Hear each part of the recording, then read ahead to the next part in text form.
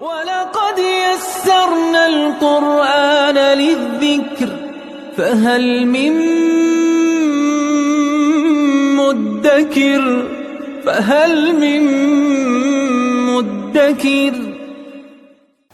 اعوذ باللہ من الشیطان الرجیم بسم اللہ الرحمن الرحیم الحمد للہ رب العالمین وصلی اللہ علی سیدنا و نبینا بالقاسم المصطفى محمد وعلى آلہ الطیبین الطاہرین المعصومین اما بعد اعوذ باللہ من الشیطان الرجیم وما لكم لا تقاتلون في سبيل الله والمستضعفين من الرجال والنساء والولدان الذين يقولون ربنا أخرجنا من هذه القرية الظالم أهلها واجعل لنا من لدنك وليا واجعل لنا من لدنك نصيرا صدق الله العلي العظيم۔ پروردگار عالم نے سورہ نساء کی ان آیات میں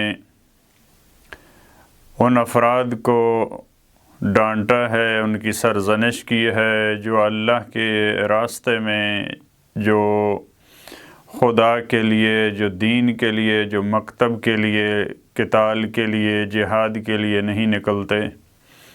مختلف آیات میں، سورہ توبہ کی آیات میں اور مختلف سوروں میں اور سورہ نساء میں ان افراد کی سرزنش کی ہے پروردگار عالم نے۔ کبھی ان کو ان کا ایمان اور خدا یاد دلایا، کبھی ان کی دینی غیرت کو بیدار کرنے کی کوشش کی، کبھی ان کی انسانی جو ہمدردی کا پہلو ہے اس کو جگانے کی، ان کے مردہ ضمیروں کو جگانے کی کوشش کی ہے کہ تمہیں کیا ہو گیا ہے، تم ان مظلوموں کے دفاع کے لیے، ان کی حمایت کے لیے کیوں نہیں لڑتے، کیوں نہیں نکلتے گھروں سے۔ البتہ اس دور میں بھی یہ افراد موجود تھے اور آج کے دور میں بھی ان افراد میں کمی نہیں ہے۔ ہزاروں افراد کا قتل عام کیا جا رہا ہے، لیکن نہ ان کے ایمان میں کوئی فرق پڑ رہا ہے، نہ ان کی دینی غیرت، نہ ان کی مذہبی غیرت اور نہ ہی نسلی غیرت۔ ان افراد کا ضمیر مر چکا ہے، مردہ ہو چکا ہے، وہ اپنے سامنے ہزاروں افراد کو کٹتا دیکھ رہے ہیں۔ یہ جو قرآن کریم کا استغاثہ ہے کہ تم خواتین کی آواز سن رہے ہو، تم مستضعفین کی آوازیں سن رہے ہو، تم بچوں کی آوازیں سن رہے ہو، لیکن تم لڑنے کے لیے، تم جہاد کے لیے تیار نہیں ہو۔ آج بھی ایسے افراد بلکہ ایسی ملتیں کم نہیں ہیں۔ قرآن کریم نے سورہ نساء کی آیت نمبر 75 میں فرمایا وَمَا لَكُمْ، تمہیں کیا ہو گیا ہے۔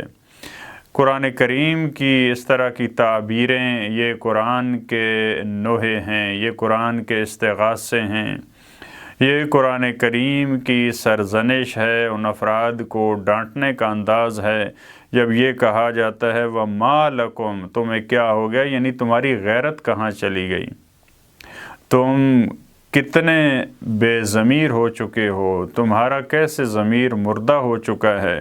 لا تقاتلون فی سبیل اللہ، تم اللہ کی راہ میں نہیں لڑتے ہو۔ جب انسان کا ضمیر مر جاتا ہے، جب انسان کا ایمان کمزور پڑ جاتا ہے تو وہ پھر اس کو اپنی دنیا کی زندگی کے علاوہ کچھ نظر نہیں آتا۔ لہٰذا ان افراد کو، اس گروہ کو بیدار کرتے ہوئے قرآن کریم نے فرمایا تمہیں کیا ہو گیا، تم اللہ کی راہ میں نہیں لڑتے ہو۔ وَالْمُسْتَضْعَفِينَ مِنَ الرِّجَالِ، اور تم وہ مرد، وہ افراد جن کو کمزور بنا دیا گیا ان کے لیے نہیں لڑتے ہو، ان کو نجات دلانے کے لیے نہیں لڑتے ہو۔ وَالنِّسَاء وَالْوِلْدَانِ، ان خواتین کے استغاثے تم پہ اثر نہیں کرتے، ان بچوں کا قتل عام ہونا، ان کے گریہ و زاری، اس کا تم پہ کوئی اثر نہیں ہوتا۔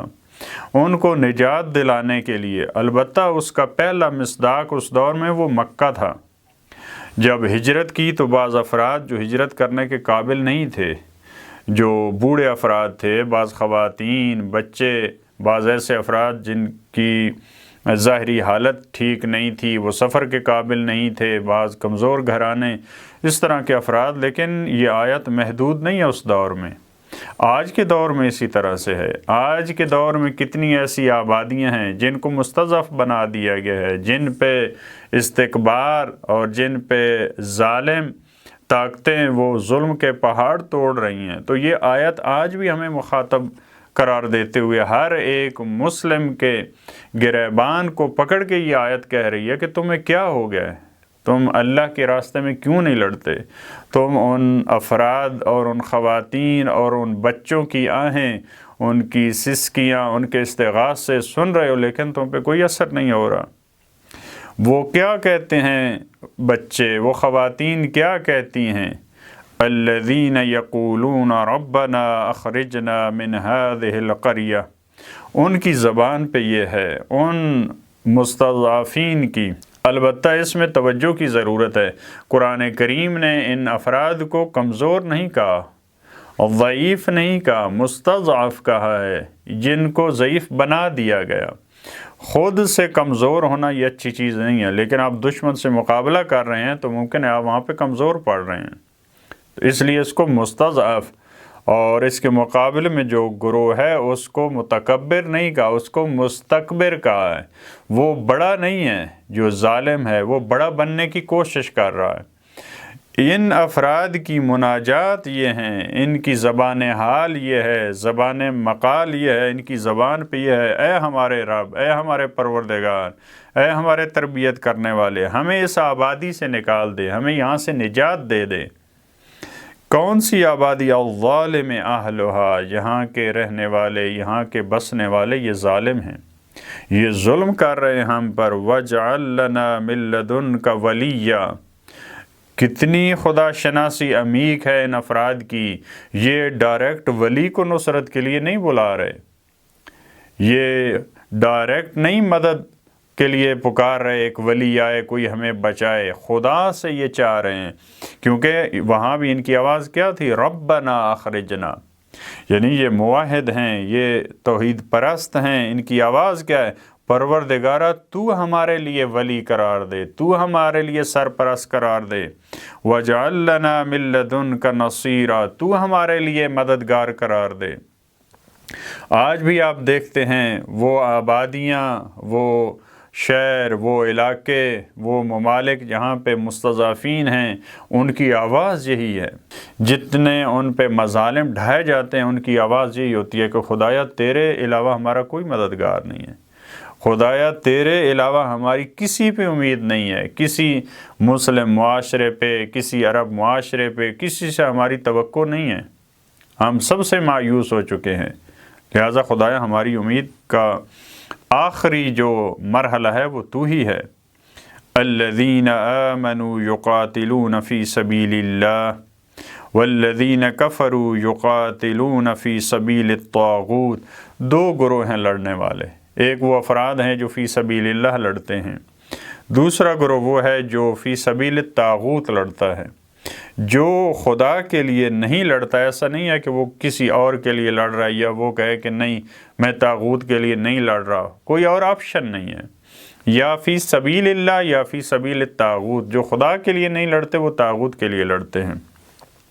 لہذا فرمایا وہ افراد جو ایمان لائے وہ اللہ کی راہ میں لڑ رہے ہیں، یقاتلون فی سبیل اللہ، لیکن وہ جنہوں نے اللہ کا انکار کیا وہ بھی لڑ رہے ہیں، وہ بھی جنگ کرتے ہیں، وہ بھی تلوار اٹھاتے ہیں، ان کو زخم لگتے ہیں، وہ کس لیے لڑ رہے ہیں؟ یقاتلون فی سبیل الطاغوت، طاغوت ہم نے پہلے عرض کیا جو خدا کے مقابل میں طاقتیں ہوتی ہیں، جو غیر خدائی طاقتیں ہوتی ہیں ان کو طاغوت کہا جاتا ہے، وہ طاغوت کے راستے میں لڑ رہے ہیں۔